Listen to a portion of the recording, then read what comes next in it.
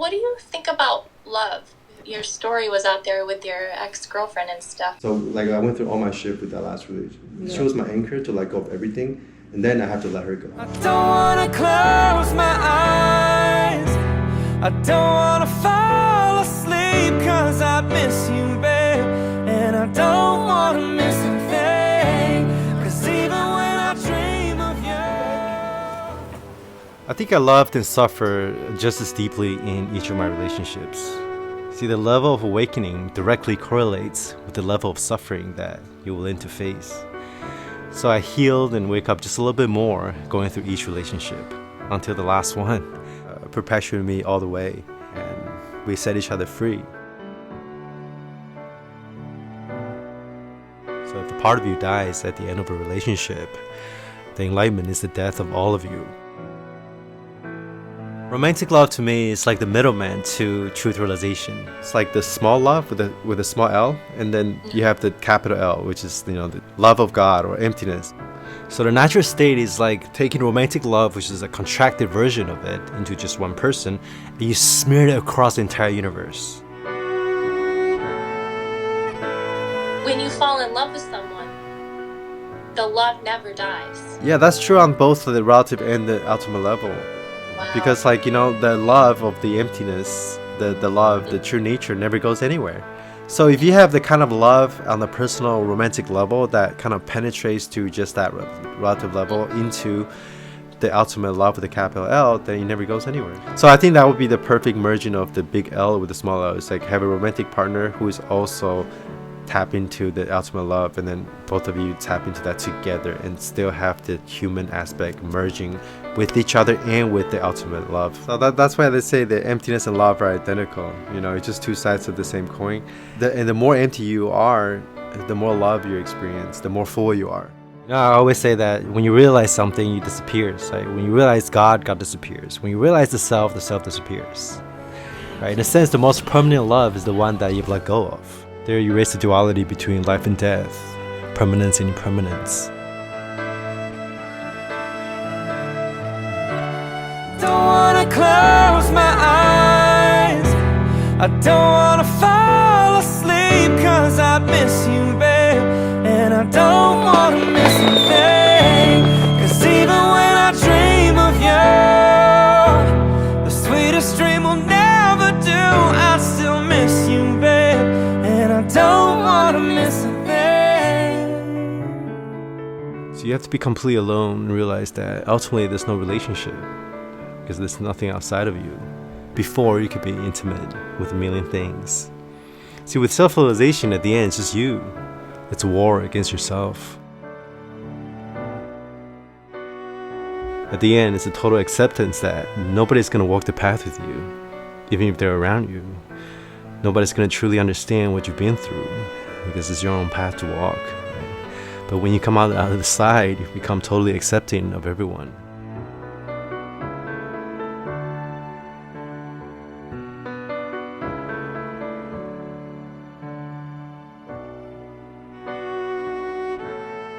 Being in relationships, especially a romantic relationship or a sexual relationship, is the biggest catalyst for maybe not just integration or cleaning up, but the whole awakening process. Because I think that sex and romance is the biggest conditioning for all human beings, because as biological organisms, we're here to reproduce. So that's the deepest, most biological, most hardwired conditioning. If you can break through that, then you can pretty much break through everything. So at Ashante, after his realization, he told his teacher about his experiences and whatever, and his teacher didn't care about his experiences or insights at all. The first question she asked was, how's your relationship with your mom and your wife? If you think you're enlightened, go spend a week with your family. Happy New Year! I just want to be like unabashedly myself. No fucking fear. Like, I don't give a shit whether you accept me or not. I'm just gonna speak my truth. Like I said, I don't like express myself like so much in your face. When I used to like express myself in that more like insane kind of way, I didn't really give a fuck about what other people think either. But at the same time, it's coming from a contraction. I think it would be different for me because I've always given a fuck. So like me not giving a fuck before versus you giving a fuck, it's actually the same thing from the contracted state. I mean, there is a middle way to that. you know, you want to give a fuck and not give a fuck at the same time. You know what I'm saying? It's like you can't just disregard other people's feeling, but at the same time, you can't just let you can't let their feelings dictate you. This is like the pure ego state where I'm just super expressive and not give a fuck at all. And then there's like an in between state where I have like one foot in the emptiness, another foot still like in the world, and that you can get stuck a little bit in that point. But then now it's just like kind of integrated. I can act like the ego Frank, but I don't feel like the ego Frank. I can express myself however way I want to, but I don't feel contracted. You know, I work like 12 hours a day now. You know, work out, you know, read, play music, filming, do Skype calls, editing. I never get tired. It feels the same as I'm just sitting in my room in stillness or traveling, because I've integrated the emptiness back into form so fully that there's no distinction between expansion and contraction. You know, from the ultimate perspective, the integrated perspective, self and no self are actually the same thing. But you can't say that too early. You know, you can't jump the gun. You have to realize you have to completely empty yourself first and then reconstruct it. So the most authentic person is the one that, after emptying out the solidity of the self, expresses himself fully as a process that's co-creating with the universe at large. In Buddhism, there's a thing called the Trikaya doctrine, you know, the three bodies of the Buddha, right? First is the Dhammakaya, that's the ultimate reality, that's emptiness. And then Samakaya, that's the divine incarnation of the Buddha, or infinity. And then Namakaya, the physical incarnation of the Buddha. So the ultimate realization is experiencing all three simultaneously until there's no distinction. So the Buddha, in a way, was just pretending to be an avatar. I'm from Maryland. Oh yeah? So Yeah. you used to watch all those YouTube fitness stuff? Yeah, I used to watch all your videos and Mike Chang. Mike Chen, oh, he said yeah, six-pack from shortcut. that era. Yeah, Hoshman's as well, and Yeah. then Strength Camp. It's more about the mind now. It's That's just like, true. Well, I think the word is transcending. You're just kind of there but not there when you're around people. You know, people might not even know you have all those, like, you know, experiences and realizations, but who the fuck cares? Yeah, very ordinary. Yeah, ordinary, but also every moment is fucking divine too. So what's integration again? First you wake up in the head, that's like the emptiness stuff, and then you wake up in the heart and you wake up in the gut. But it's not like just like boom, boom, boom, that's it. It's like you go through cycles and cycles of this integration of like head, heart, gut. You open up in the head, and then you bring the heart into that vast spaciousness, and you bring the gut and the rest of the being into that spaciousness, and then you integrate it. And then after your integration, you wake up in the head again, and you know, open up the space even more, and then you integrate the heart and the gut again and again until they finally all merge as one, and there's no more cycling. Okay. And if you don't want to divide it into like head, heart, and gut, you can just look at it as, you know, you open up a space, and then the rest of the body solidity or traumas, it gets brought up and it gets, you know, dissolved and integrated into the space, and then when the space is more open up and more boundless, you get deeper into the subconscious, deeper into the traumas, deeper into the solidity and the separation of the body. And then each time space opens up, you go deeper, and then you just keep integrating that. So it's really common for people to have some kind of awakening experience and have some kind of insight realization into truth, and then they withdraw from the world. They marinate in the emptiness, the vast spaciousness for a little bit. And they're like, oh, the war is not real. I don't want to do the ego stuff. And then life goes on, so you have no choice but to engage again. Right? So you go through cycles and cycles of this, you know, retreating from the world and going back into the world. And each time you do that, the gap between self and the world or others become less and less and less and less, until finally you're in the world but not of the world, with no separation, distance, or boundaries, but at the same time, totally detached. So the easiest way to describe integration is, you know, after realizing the formless, how do you put it back into the form?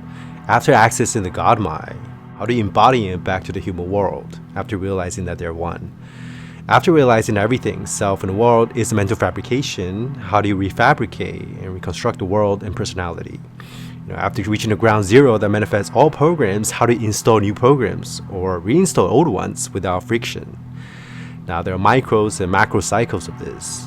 Even just sitting for half an hour and then bringing awareness up the cushion afterwards is already a micro integration process, right? When stuff comes up and getting dissolved, you feel a little uncomfortable. It's already a micro dark night, quote unquote. You know, after integrating that, you reach equanimity, and then your meditation gets deeper, you unravel more layers, on and on and on. The most cosmic version of this is your permanent shift into the centerlessness of non-duality or non-locality. And then you spend the next few years integrating that new way of being into everyday life. You know, wake up, clean up, grow up. 99% of the spirituality teachings out there is about waking up, but almost no one talks about what to do after awakening. Now, I'm going to talk more in details about this process of integration on the second half of this video, but first I'm going to answer some questions and how this ongoing process of contraction and expansion applies not only to practice, but also to integration, and how it's actually the same process. One you're going through a pre-awakening, another during awakening, and more post-awakening. Other Q&As I'll be answering are, the roles of sex before and after realization, non-eating, no fab, and what it means to let go. How do you discern doing things from the place of unity versus separateness? Why some people have intense dark nights and spiritual high cycles while others don't, and more on manifestations and synchronicities. While transporting my meat suit from Taiwan to Cambodia, to Maryland, to Miami, to New York, and then Colorado in the span of a few months. And it's all happening simultaneously, is what it feels like. Happy fucking New Year's! Happy New Year. You too! Happy fucking New Year's!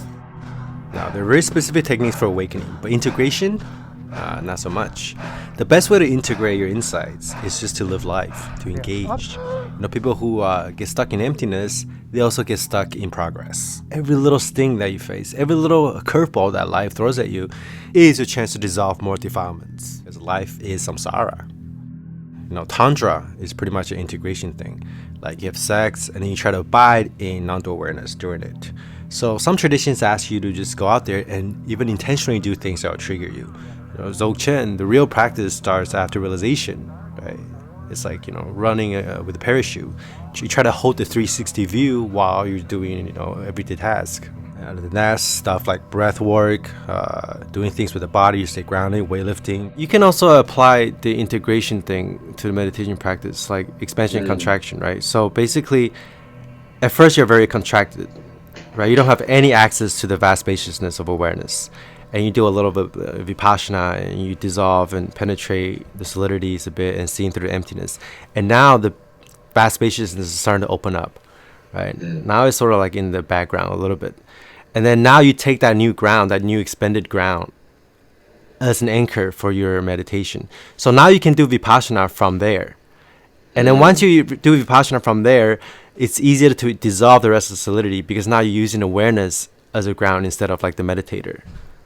Right? And then so you expand even more and more and more. So each time you open up more with do nothing meditation, you integrate the Vipassana back into the do nothing meditation. And each time you open up a new space, a wider space, and then using that as a ground to do Vipassana or Vipassana, you integrate the solidity and you evaporate the solidity and you heal your body mind more and more and more until finally everything gets sucked into the vast spaciousness. And this is the space where you can pretty much manifest anything you want. True manifestation is not communicating with a higher power. Because if there's still a distance between you and God, then there's still duality. Manifestation is let life unfold exactly the way it is without a doer. When that's realized, every single moment is aligned, is synchronicity. Right? It feels like you're giving birth to an entire universe, moment by moment by moment by moment. I feel like my ego has tried to capture my spiritual experience. Oh yeah. Also. Yeah, that's extremely like normal. Even like with the jhanas and stuff. So like all the jhanas, any kind of spiritual experiences, like on the path, they're just like the byproduct of the dissolution of conditionings. Any kind of solidity in the body mind is always going to rarefy and turn experiences into like an object, or take credit for awareness that's already fully awake. And now it's like, oh, I want to tell my friend, like, Jhanas, check this out, like what I did is so cool, like you should like get into this, And I notice it's really making my meditation a lot harder. So how do you avoid that? I think that's an extremely normal part of the process. Like I did that for a long time as well. Basically, the more you dissolve, the less you're going to be attached to wanting to speak about the experiences. A lot of that is great because, it definitely helps people, and it helps to dissolve too. When you share something, you let it go as well. But some of it's pretty much egoic based as well. You want people to think that you're special. I think Aryashanti said, when you truly realize no self, you wouldn't want to tell anyone about it because there's nothing to tell and nobody's there to want to tell anybody about it. You know what I mean? Right now, like I have no desire to talk about this with people that are into this stuff. Yeah. So anytime you feel a sense of self trying to grasp onto or take credit for an experience or an insight that you just have, immediately turn that into the new object of meditation or inquiry and see how there's just more sensations congealed and you try to, release them or inquire into what's aware of that. Who or what is trying to take credit for experiences? And who or what is doing investigation of that? Right? You just keep stepping back and going meta and on and on and on. So just keep dissolving, keep being aware of it. And if you want to express, express. Because the more you wake up, the more other people are going to wake up and vice versa. Where do you live? I live in Miami. That's crazy because like Miami is like calling me right now. That's yeah? my next destination. I heard you talk about in a video that the jhanas are almost like a preview of the path itself. Jhanas are really, really nice, but then even in the formless jhanas, there is still a very subtle split between the meditator and the object of meditation. True nature, or like the awake awareness, is kind of like the sixth jhana, which is infinite consciousness, but without the split. In a sense, every spiritual experience you have is kind of like the preview of the natural state, right? Because like every time, it's like a trailer. Something. Yeah, what happens during those experiences really is that your brain or your mind is becoming more malleable. So if your mind is getting evaporated, then of course you're gonna have a glimpse into the vast spaciousness, the boundless space of true nature, but usually it's still laced with a lot of your bullshit, and that goes for jhanas as well as psychedelic experiences. Unless you clean out the rest of your conditionings and remove all the lenses of perceptions, it's always going to be filtered through your own beliefs, ideologies, or your own ego stuff. If you just witness your thought, even for the first time, that's like piercing through the veil of emptiness by just a little tiny hole, and then that hole gets bigger and bigger the more you penetrate with like Vipassana, whatever method you use, until there's no veils left. Everything's empty and full simultaneously. There's no distinction between the witnessed and the witness and the witnessing. Right? So even just witnessing your thoughts for the first time is already like a microscopic preview to truth, right? And as the whole gets bigger, more of your subconscious stuff comes up. And that's how you make the unconscious conscious. And the less stuff you have, when I say stuff, just conditionings and shadows and solidities, beliefs, identities, just ego stuff, the vaster the space. And sometimes the brighter the light, the dirtier the windshield. So even if you experience like intense dark night stuff, doesn't mean that you're going backwards. You're just peeling away more layers and going deeper. So if you look at the jhanas, jhana 1 to 4 is like the formed or the material jhanas. Why is it called that? Because that's when your body dissolves. But there's more to go. There's more to dissolve. And the latter jhanas, jhanas 4 to 8, is the formless jhanas. And that's when your mind or even your consciousness started to dissolve, right? But then there's this difference in degree, going from solid to liquid to smoke to air. That's it. So it's like a mini version of the entire spiritual path. 1 to 6 jhana, you keep expanding. 6 jhana, boundless consciousness. And then what is 7th jhana? Nothingness. So you contract back a little more. And then you contract even more to neither perception nor non-perception. You're barely conscious at this point. And then you reach cessation or the ninth jhana or fruition, where you completely blink out of existence. Your entire universe disappears and you become totally unconscious. And then boom! You ejaculate to a new path. Now your baseline consciousness is at another level than before you started this cycle. And then you have enough of these previews, you reach the natural state, which again is something like the permanent cessation merging with infinite consciousness. Now you might ask, well, jhana is a concentration thing, right? Why are you expanding? Well, because the more you concentrate on deconstructing the solidity in the body mind, again, the more consciousness expands. Ta-da! Now, jhanas are not necessary. It's just one way out of infinite numbers of ways you can fake it until you make it. I'm going to go into details about how to do the do nothing meditation and how that's similar and different from Vipassana. If you're already familiar with those techniques, you can skip the next 6 minutes. The only reason why you're not abiding true nature, which is always already fully awake, awareness cannot be more or less aware than itself, is because of the clinching in your body-mind, or the stuff that you're afraid to look at. So you can either unclench the core of your mind by letting go, or you can go in there and deconstruct using the laser beam of attention, the way that Michelangelo chips away the marbles, and then revealing the nothingness underneath. So one is do nothing meditation, another Vipassana. One is expansion and contraction. Or do both simultaneously, which I'll explain later. But no matter what methods you use, always stay equanimous. Just let the stuff come out without any judgments. Just allowing it, surrendering it, and feel them out completely. The only way out is through. So you're neither indulging nor are you suppressing the stuff that comes out. You just let them be there. without any resistance. Now, if you already permanently shifted into non-duality, most of your practice is going to be do nothing meditation because there's no more insight to be gained from Vipassana. Now, I'm going to explain the nuances of the do nothing meditation, or just sit. Anytime you feel like your mind is grasping and congealing into a sensation or a thought or a feeling, you just release it. The exact same way that you release the clenching of your fist, or when a dog bites down on a ball and then just letting it go. That's it. Now, during the do nothing meditation, you want to expand the mind as wide and as vast as possible. It's like a sky that's aware, but it's actually vaster than the sky. Ultimately, you can't really expand awareness. You can only shrink the self, but you gotta fake it until you make it. And if there's no contractions anywhere, you just kind of abide in the vast stillness. So the difference between Vipassana or concentration-based practice and do nothing or letting go and surrendering is that in the former, you are contracting awareness into attention from the subject to the object, from the meditator to the meditated. And in do nothing meditation, you're simply in a very gentle way, without any effort from the meditator, without any kind of contraction. Without directing your attention, just let the boundless and the open space of awareness notice in a very relaxed way sensations. When I say sensations, it's the body, sight, sound, feels, taste, smell, thoughts, everything. So the ultimate insight is that there's no distinction between awareness, sensations, or even attention. It's just one unified field perceiving itself. Now you can even do Vipassana from this perspective. That is called Vipassana, or non-dual Vipassana, which is the hybrid of expansion and contraction. Now this whole field is Vipassanalizing and scanning itself. Or you can say every single sensation that arises within this field is investigating, dissolving itself into emptiness. So the difference between Vipassana, and do nothing meditation is only the difference in degree of effort. And if you only do Vipassana, you are going to end up in the do nothing realm. If you only do the do nothing from the other side and work yourself in, you are going to start to do a little bit of Vipassana, right? Because if you just abide in the open space and is uninvolved with whatever arises, all sensations, they'll all automatically be released. And you have no choice but to see through the emptiness and impermanence of all phenomenons. And the fastest way, in my experience, is combining both. Mixing with Vipassana. Whether you need one more than the other depends on your strength and weakness and how you're wired. Right, so again, the only difference between God and ego is the degree of expansion and contraction, right? And the intensity and the degree of vibrations.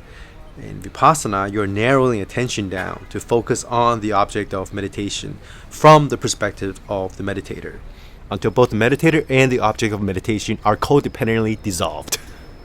In non-dual Vipassana, you're not focusing on anything from a specific source of attention, but simply allow the vast spaciousness of the Godhead to dissolve sensations. And the meditator would just be like a tiny speck of sensations that are no different from any other sensations rising and passing away. And do nothing meditation, total expansion, you're not even investigating or deconstructing. You're just abiding in the stillness. Happy New Year! Happy New Year! Happy New Year! Even in do nothing meditation, there's going to be some kind of concentration that's involved. If I can pinpoint the number one reason why people aren't awake, despite listening to like thousands of hours of non-duality videos, is because they lack concentration. You can't run a 100-meter dash in under 10 seconds if you don't squat 500 pounds, right? So again, the more you can contract, the more you can expand. And before, you could completely access the natural state with no concentration involved. So you need to sort of expand your mind as far out, as broad, and as spacious and as open as you can.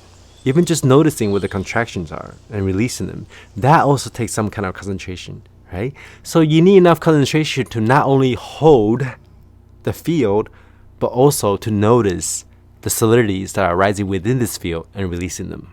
Towards the end of the path, some of the tensions and constrictions are so tiny and microscopic, you're not going to be able to detect them unless you have some sort of concentration power. That's why even in Dzogchen, they still ask you to do like a few years of preliminary practices. Once you find that piece, you will complete the 360. Yeah. Couldn't have said it better myself. So the do nothing meditation is also called samatha without objects. So it feels like you're concentrating on nothing from nowhere. So you start out small, with focusing on specific objects or sensations. And then you let go of the contraction and the error of attention and simply let the infinite space focus on itself. Now in Vipassana, concentration is very important because you can't penetrate the insights and see the nature of experience without enough concentration, right? And actually all spiritual practices, the matter of concentration is there only as an anchor, as a means to an end.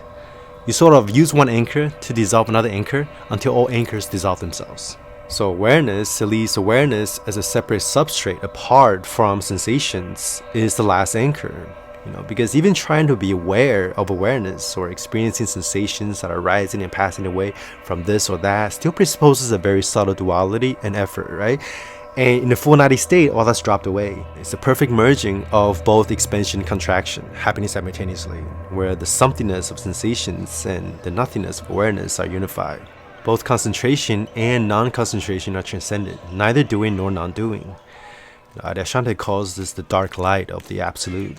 You become the quote-unquote singularity. It has no size, dimension, or location, but manifests all reality. This is when the three bodies of the Buddha, the somethingness and the everything and the nothing merge as one. So it's both and neither, one nor the many. There you erase the duality between unity and separateness. Okay. Like, it seems like your dark nights are so specific and specific, acute, right? Aren't they? It's just like every intense burst of pain. Yeah, I think, well, some people don't really experience dark night even when they're dissolving. They just experience like a bad afternoon or even... Why does it have to be... Like, a lot of people don't experience dark night, and for a lot of people, dark nights are experienced very intensively. And then the people that experience dark night very intensively, their spiritual highs and their mystical experiences are also more powerful.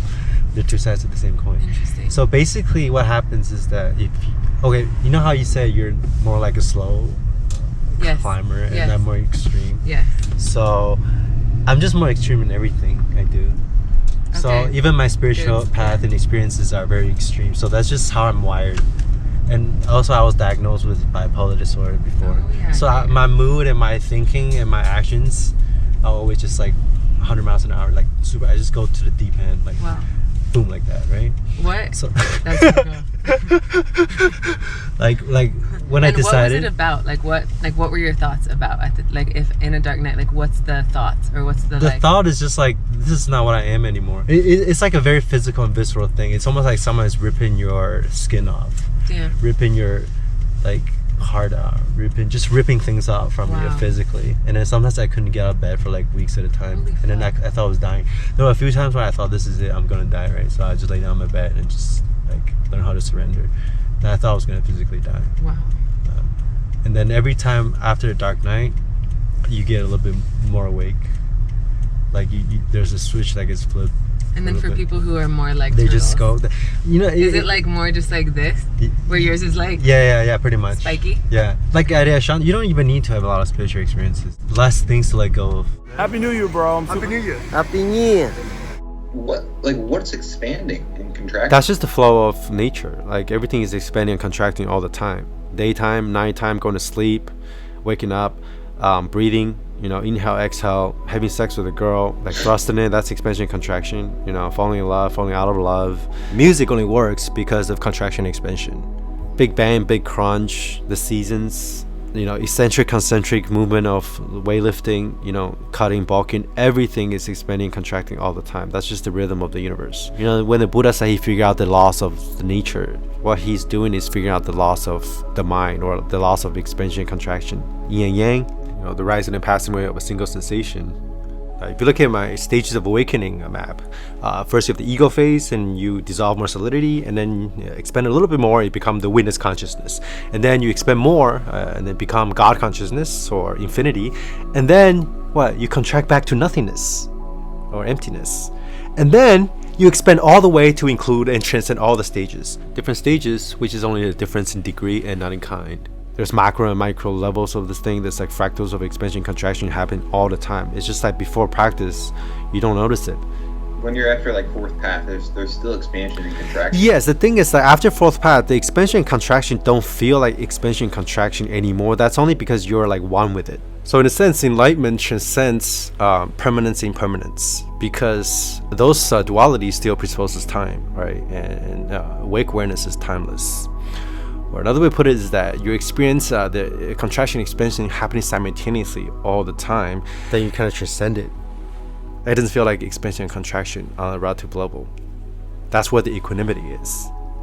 When you're free falling 24/7, you're also completely still, right? Just like the speed of light, when reached to its extreme, you come to the standpoint. I'm a physicist. I do like meditation coaching, and then a lot of the experiences I have are very similar to what the physicist is saying. So it's like experiencing the different intensity of wind blowing through the sky, but it's all made up of air when you experience contraction and expansion at the realized state. Isn't part of realization like knowing that there is no changing anything because there's no one to change it? So impermanence and permanence are actually the same thing, right? The only permanence is impermanence, and they're both empty, and even emptiness is empty. When everything is impermanent, then nothing is. It's the same thing as saying the nothingness is everything. Impermanence is only a thing when there's still a separation between you and that which is impermanent. When even the self, the center, becomes one with this flow of sensations, and then everything is changing, right? But when everything is changing, when you don't create a distance or a witness apart from that impermanent flow of sensations, when you are just a river instead of just standing on the side and watching the river, the impermanence ceases to become even a concept or an experience, because you can only experience impermanence from the perspective of permanence.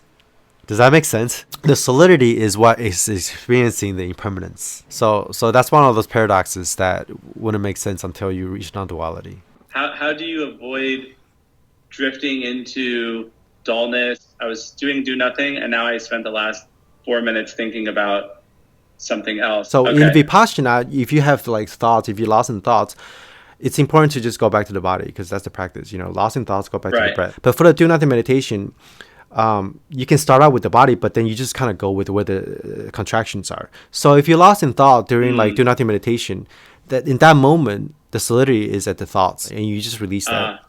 So being lost in thought really ultimately is no different from releasing tensions that you feel in your heart when you feel like anxious or self-conscious, or in your stomach, your gut when you feel fear. And another way is to investigate the what when it comes to thoughts. So instead of getting caught up in the stories and narratives, the why and the how, examine the physical and sensorial texture of thoughts and see that they're completely impersonal, and they're fundamentally no different than perceiving a rock or just feeling the wind blowing through the sky. So it's kind of like getting lost in a movie, the characters and the stories, and then realizing as a matter of experience that it's actually just made up of lights and dancing particles. It's all holographic. Have you seen those pictures that like one perspective you look at it, it's like an old lady, and from another perspective, right, it's a little young girl, or from a duck to a rabbit. So it's kind of like recognizing that, and then finally shifting out of both perspectives simultaneously, and then realizing that it's just made up of papers and ink and lines and shapes and shadows. And from that perspective, thoughts have absolutely no inherent existence. So if you're lost in a memory or fantasizing about the future, it's actually just a fabrication of a fabrication happening in the now. And even the present moment perception is also a mental construct. So are your deepest mystical experiences. Even when you're lost in thoughts, it's okay, just accept it, because that's just part of the flow of nature, of reality at that moment. And it's just unfolding spontaneously. And there you erase the duality between thinking and not thinking. But ultimately, you can't watch thoughts. Witnessing a thought is actually just another thought. Thought think themselves, just like sound hear themselves. The visual field sees itself. So the thinker, the thoughts, and the witness are just congealed sensations, and you can penetrate them and see through how they're all empty. That's pretty much doing Vipassana right there. Just penetrating sensations and investigating it. So when we get to the core of, say, the sense of self or any sensations or phenomenons, if you do Vipassana to the max effort degree, it's like grasping air with air. When you concentrate and look really hard and go really deep to the core of all phenomenons, you can't find it. It's ungraspable, inconceivable, unlocatable. A lot of people ask me, what is investigation? What do you mean by that? It's not an intellectual thing. So it's almost like walking around a sculpture. Imagine your object of meditation to be like a sculpture. You're just walking around it and hugging it and feeling it. And what the fuck is it made out of? What is its fundamental structure? First, this is the concept. Oh, the breath. It's just a concept. And then you're feeling the breath. Okay, inhale, exhale. So you go deeper into the subtle levels of the mind and reality. And then you break it down even more.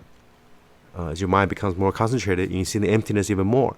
Now, it's not just the inhale and exhale anymore. Now it's made up of millions of empty particles, rapidly just arising and passing away, right? That's seen through impermanence. So Vipassana means to penetrate and see clearly. So you can say that Vipassana is more hardcore, right? It's like weightlifting, more masculine. And then do nothing meditation is more feminine. It's all about like acceptance and surrendering and just letting go and just receive of whatever arises. And the liberated state is emerging in the transcendence of both the feminine and the masculine. It's the complete letting go of all those meditation techniques and then just be. And by the time you reach this state, it's almost like practicing the violin. At first, you have to like concentrate on the notes, you have to learn the music. Sometimes you get into a flow state, but most of the time you fuck up. So that's like getting glimpses into true nature, right? And then ultimately, you want to be able to rewire your brain at the cellular level until even you're just going about your everyday life, all the realizations are locked in permanently. And your default state of consciousness become radically different. Okay. And then when you say release, what does it mean to let go? Like, Okay. Do you just say like letting go now? I think the best way to describe letting go is just to let things be the way they are and not try to change it. But then that effort itself to release contraction, sometimes it works up to a certain point, but that could create its own constrictions. If you just let the experience be the way it is without trying to change it, the solidities in the body mat will be released, even if you don't set an intention to try to release it. But since do nothing meditation, even though it's a practice of letting go, it's still a practice. So here and there, you can still have a little bit of quote-unquote effort to release the contractions. So sometimes there are moments where I just put my awareness in the tensions that I'm detecting in the body mind, and I just kind of, in a very gentle way, go in there and just releasing it. I didn't start doing do nothing meditation. I didn't start doing the letting go and letting go practice, surrendering, until like very late into my path. Before that, I was just like, go-getter. I'm gonna be a fucking awesome meditator. But then by doing that, I was already dissolving a lot of the conditionings in the body, right? Because I was feeling a lot of body scanning. And then I got to a point where I'm not complete, the body mind is not completely dissolved. There's still a sense of a seer, hearer, doer, thinker. But then the ground has opened up, even though it's in the background. So then that's when I really started to do the letting go and the do nothing meditation effectively, because now I can sort of use that spaciousness, that awareness, as the ground in which I do the letting go from.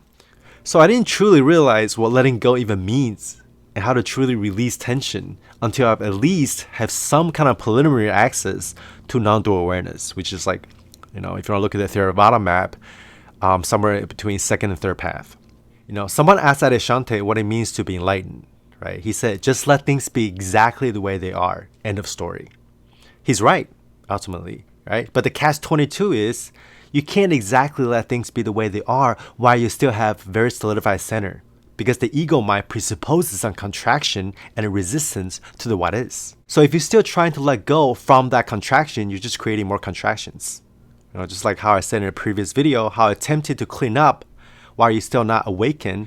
That's like putting lipsticks on a pig, right? You're just replacing conditionings with more aesthetic conditionings, but it's still conditionings. Whatever stuff that comes up, the not-so-perception is always going to hijack it and then create another cleaner and be like, oh, I'm the one that's cleaning. You see a lot of people, like, they're obsessed with shadow work, that's heal, but then they don't know anything about awakening. And then what are they doing? They're obsessed with their own identity as this person who's traumatized. So if you practice do nothing meditation without any preliminary practice, it's like trying to squat with no legs. It's not going to be as effective. So you got to just, fake it until you make it kind of thing. At first, you might not feel the open space, but then, when things arise, just let them be there. Just accept them, bringing the shadows to the light. And each time they come up, you integrate it a little bit more. Some stuff gets evaporated and they never return again.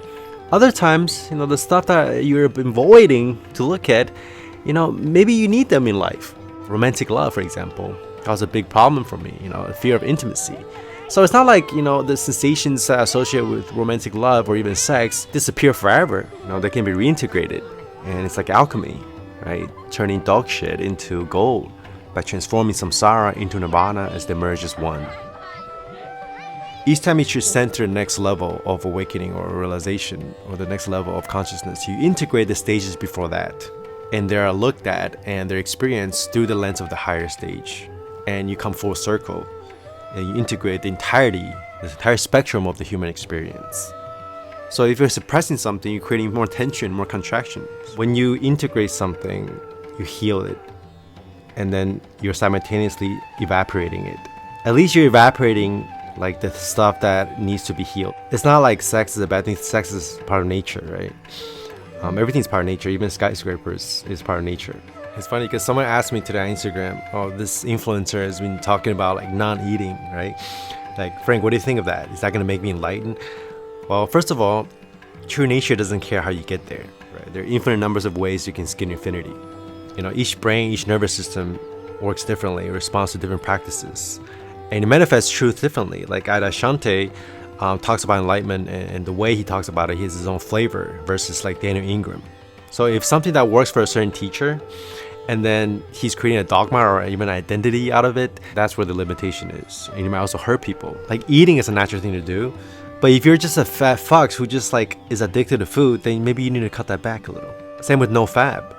But if you're just the kind of person who's like building a whole identity out of no fab, and then you're just contracting yourself, you want to fab, but you're just forcing yourself to do no fab, then having some sex or fabbing might be a good release, right? So just find the middle way and find what works for you. Tesla, full self-driving. Do you know what this is? This is kind of like awakening. Yeah. Yeah, before you were like driving a car. Yeah. And now you just have this new operating system where it's like the whole universe is like a self-driving car. And you just kind of sit in the back seat and you just chill, and things just happen. And then you have no idea where this car is going to take you, but everywhere that this car takes you is fucking magical. So basically, it's like the whole time in our lives we think we're driving the car, Yeah. but the reality is we're never driving the car. Yeah. Anyway, going back to the integration part, and I'll use myself as an example using sex. Like, sex used to be a big thing for me. Like, I went through a sex addiction phase. Before, I'll be like fabbing like 5 times a day, thinking about sex all the time. Everything I was doing was driven by sex. So sex was a thing that needed to be healed. It needed to be looked at, right? It needed to be integrated. Nowadays, if I don't have sex, I don't think about it. And when I do have sex, I don't think about it either because I'm doing it, totally present, right? And my mind's not thinking about porn or other girls. Even if I see really hot girls or, you know, thoughts of sex arise from my mind, it doesn't trigger me at all. So after you remove all the cravings and sense of identities and traumas and conditionings around sex, in a sense, sex feels better. When you don't need something, when you do it, it's even more pure and more direct and more immediate and more intimate. Yeah, so sex is a thing that, you know, gets integrated to truth. What gets fallen away is your attachments to it, is the ideologies and identities you create around it, the traumas that are associated with it. You know, I always say that truth realization is going back to how this brain and nervous system is always being wired and designed to do before all the conditioning is piled up. And you're going to do it better once it's integrated because it's not filtered through all this bullshit. Right? So something like sex, you know, after realization is not a necessity anymore. Like, you don't need it like before. Sex is a catharsis. An orgasm is kind of like the ultimate expansion, you know, for the body. But the ultimate expansion or ultimate release or ultimate catharsis for your entire being, for the soul, whatever you want to call it, is enlightenment itself. And after realization, you're so relaxed and expansive that you don't need to contract in a little ball and then use orgasm to expand because you're already the sky and the universe is fucking itself 24/7. So like, you can still create contractions, you know, for fun, like, you know, getting horny, having sex, or drinking alcohol. You can do all that human stuff, but you just perceive it in a radically different way. Because your brain is getting upgraded, a new operating system for the mind, and your mental and physical fitness are just going to improve exponentially. And when you're thinking hard and doing things, it doesn't feel like you're doing it at all. It doesn't feel like you have a brain, actually. It's completely effortless. Happy New Year! Happy New Year! What's up? For me, manifestation is just getting what you want when you don't really want anything anymore, and then the universal will, quote unquote, takes over, and then it's always gonna get what it wants because every single moment is always already perfect. See, life for the present moment is like a Mandela, where the parts gives rise to the whole, and it's always perfect and complete. Right, so if you don't think things are perfect, if you think that somehow you made a mistake or this day was bad, whatever, it's because you're not seeing the full Mandela. You're not zooming out to the whole picture. You only fix it on this one fractal of the entire fractal. Every time the piece of this infinite Mandela seems to be missing, simultaneously another part of it pops up and fills a hole. It's only the ego that lives in a linear fashion thinks this or that is incomplete. There you erase the duality between perfection and imperfection. What I talked about, the small manifestation, the small m, the personal manifestation. For example, I want a car, or I want to make this amount of money. On the relative conventional level of the human, even when you recognize the absolute, the true nature of mind, you can still have like small manifestations like that, but then it won't feel like that's what you're driving towards. Fuck you, Trump. So once you sort of lock in that ultimate manifestation, which is the same as just, you know, recognizing your true nature, and that will be in the foreground. And then all the small manifestation, it's part of it also, like, because the ultimate and the relative are one. But even if I don't get the sushi that I wanted yesterday, I'll still be experiencing this big manifestation, which is happening moment to moment to moment to moment.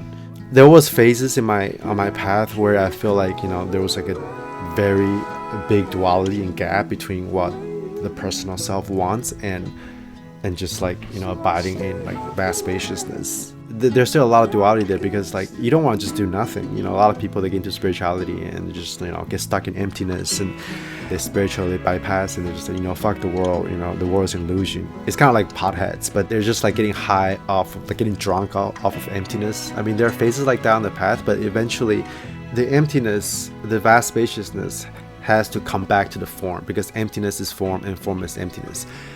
So once you abide in the formless for a while, you realize that, wait, this formlessness actually has intention of wanting to go back into the Mitsu so it can be embodied. So you're trying to get out. Okay.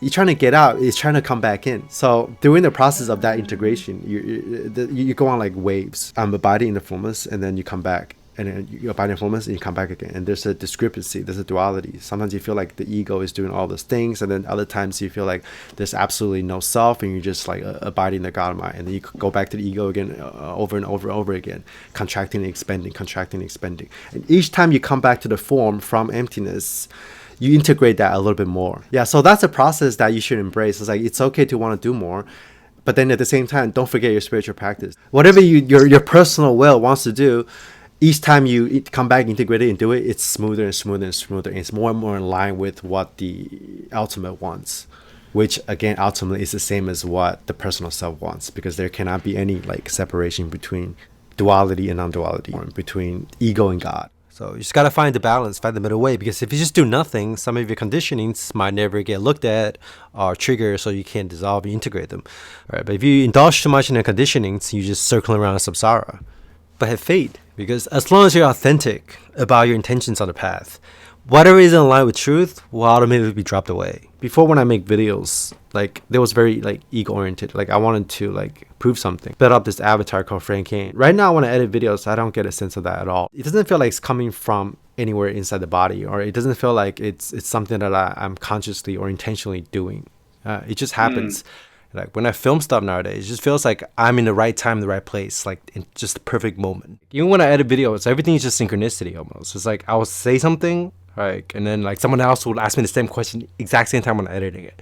Or I'll drop a random clip onto my timeline editing, and then the image will match perfectly with whatever I'm saying. It's almost like the whole thing is already being created before I was even filming and editing. Whereas before, I have to like think really hard. Like, when I was still integrating, there'll be phases where I won't upload a video or film or a workout, or, you know, go on dates for like months at a time. So I was letting go of that conditionings to always do more. But there'll be phases where that process is very painful for the character, because each time you let go of something is a mini death. Like, the universe is gonna snatch away your deepest attachments. If it gets integrated back, if it's returned to you, you're going to be able to do them without any attachment to outcomes, without any resistance. In the beginning, when I was still very new to this process of integration, I feel very expanded at times and peaceful and spiritual, quote unquote, when I'm detached. But then eventually you would contract back again, because, you know, old conditions can come back. So sometimes I'll intentionally try to abide in stillness, and then just continue to condition the mind and rewire the brain to not always think it has to do this or that, right? But other times, you know, I'll just kind of get up and do them, but still apply awareness to what I'm doing. Either do some Vipassana actively, or do nothing meditation in real time, but remind yourself that it's all happening spontaneously anyway. Either way, you're practicing. And the in-between stage, no man's land, is the most sticky, icky part of it. Sometimes it's even more resistance, because now you're more aware, but you're still not fully there. Sometimes it's hard to discern, you know, what part of doing what is serve the truth and which is serve the ego, right? The deeper into the meditation you go in your practice, both on and off the cushion, the more you kind of just know at the gut level how much to do, what and when to do them. right? So put it in more practical terms, I'll pay more attention to like the level of the contraction I feel in the body. If whatever you're doing doesn't feel authentic, you can feel it, right? And a sense of self becomes very solidified. The body has its own intelligence and how it's connected to the rest of the environment, right? It's always want to be in harmony, right? With practice, you kind of prime this the awareness of this connection, but at the end of the day, it's not up to you. It's up to nature to create the course or the path of least resistance. I don't wanna close my eyes. I don't wanna fall asleep, 'cause I miss you, babe. And I don't wanna miss